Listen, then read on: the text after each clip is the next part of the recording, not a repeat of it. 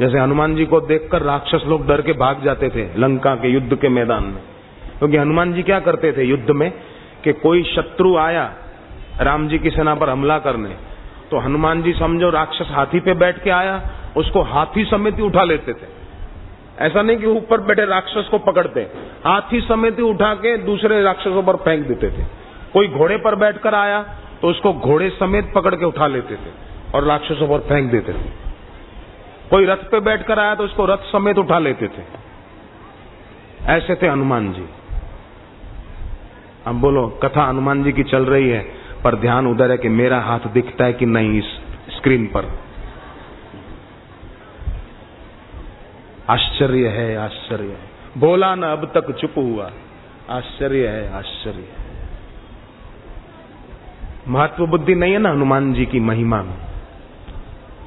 महत्व बुद्धि है कि मेरा हाथ दिख जाए जरा। मैं तो थक गया हूं, मैं तो चाहता हूं मेरा न दिखे, बंद हो जाए।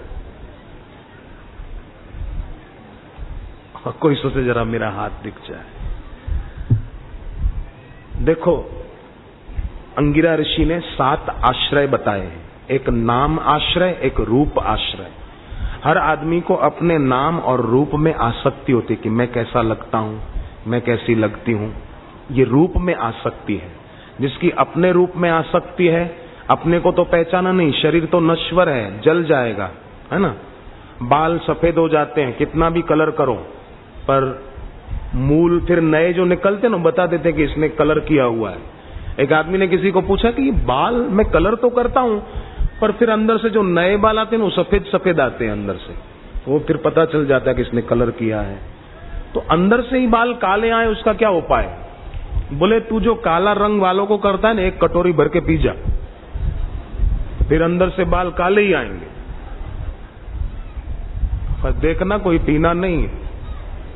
जवानी में बाल सफेद हो जाते हैं। आजकल तो विटामिन की कमी, खान पान में कुछ ऐसी गड़बड़ें होती है, चीजों में मिलावट, घी में मिलावट, तेल में मिलावट, मसालों में मिलावट।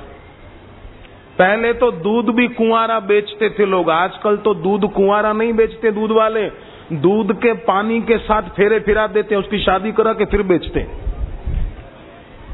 पानी के साथ फेरे फिरा देते हैं। और कोई कोई तो फिर ऐसे भी होते हैं, घर पे मेहमान आए तो उनको खिलाया पिलाया, फिर बोलेंगे अच्छा हुआ आप आए, नहीं तो ये सब तो हम गायों को ही खिलाने वाले थे। उसको क्या लगेगा कि ये गायों को खिलाने का हमको खिला दिया इसने, दूसरी बार कौन आएगा घर पे। व्यवहार में मधुरता और अपने नाम और रूप की आसक्ति नहीं। तो अपने नाम और रूप की आसक्ति कैसे मिटेगी? कि गुरु के और ईश्वर के नाम और रूप में प्रीति कर ले, तो अपने नाम रूप की आसक्ति मिटेगी। अपने नाम रूप में आसक्ति जिसकी नहीं, वो दूसरे के रूप को देखकर भी आकर्षित नहीं होगा। जैसे एक स्त्री, एक कन्या दूसरी कन्या के रूप को देखकर इंप्रेस नहीं होती, आकर्षित नहीं होती है, ऐसे ही जिसके दिल में भक्ति आ गई, तो भक्ति और माया ये दोनों स्त्रीवाचक नाम है। भक्ति और माया, भक्ति आ गई तो फिर माया उसका कुछ बिगाड़ नहीं सकती है, क्योंकि गुरु और ईश्वर के नाम और रूप में प्रीति हो गई ना, तो बाहर किसी का रूप आकर्षित नहीं करेगा। बाहर किसी के नाम में या अपना नाम करने में रुचि नहीं होगी कि मेरा नाम हो जाए, नहीं। जैसे हनुमान जी इतनी सेवा की, गिरिराज से भी बड़ा पर्वत गोवर्धन नाथ की परिक्रमा करते हैं लोग। 21 किलोमीटर की तो परिक्रमा है, पूरी परिक्रमा गिरिराज की करनी हो वृंदावन में, 21 किलोमीटर होते हैं कुल। आप में से कोई गए होंगे तो पता होगा, मैं गया हूं, मैंने देखा है 21 किलोमीटर। कितना बड़ा पर्वत होगा गिरिराज, 21 किलोमीटर। हनुमान जी ने गिरिराज से भी बड़ा पर्वत उठा लिया था, और भगवान कृष्ण तो गोवर्धन को धारण करके उसी एक जगह पे खड़े रहे थे। हनुमान जी तो गिरिराज से भी बड़ा पर्वत उठा के समुद्र पार कर गए थे। फिर भी हनुमान जी की अपने नाम और रूप में आसक्ति नहीं। वो तो राम दुआरे तुम रखवारे, होत न आज्ञा बिन पैसारे, उनकी उसमें नहीं है। धरती पर कोई आदमी चलते चलते गिर पड़ता है तो धरती का सहारा लेकर ही उठ खड़ा होता है। तो नाम और रूप ने आकर्षित किया है।